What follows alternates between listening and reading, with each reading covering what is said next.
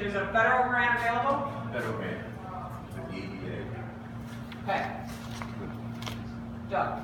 Can I just ask a question? Looking at all the survey information, the surprising thing was that most of the survey respondents, a very vast majority, said that they were close enough to a stop.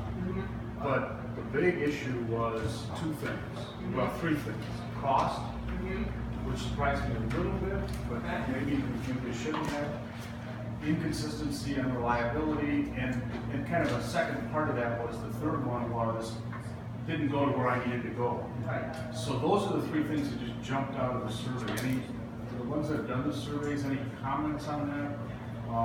Because I don't see up here, I mean, cost was such a huge factor.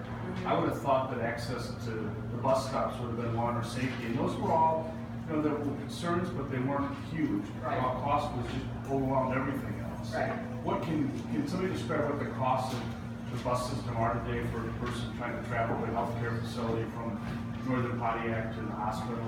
So a bus ticket is $2 each way For full fare. for full fare riders. There is a discount for youth fare And senior disabled. and senior and disabled. That's on a fixed route bus. And then it transfers 25 cents.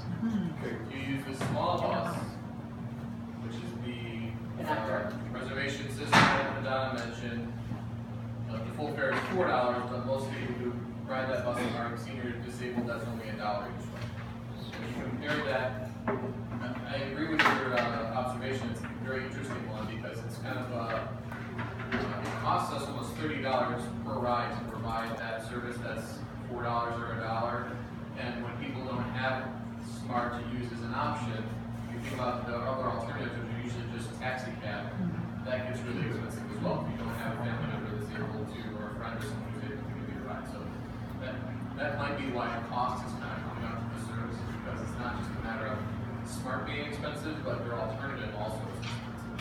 But then if you look at the breakdown of income, there was a huge gap of like 15,000 and under. So really making 15,000 a year, $1 or $2 each way seems Well, like. especially if you're talking about using it daily as opposed to using it once in a while to get the service. If you're talking daily, then it really becomes. And we do have passes that they can buy that give them like a further discount, but it's like a $2 pass it's good for 31 days from the first day you use it.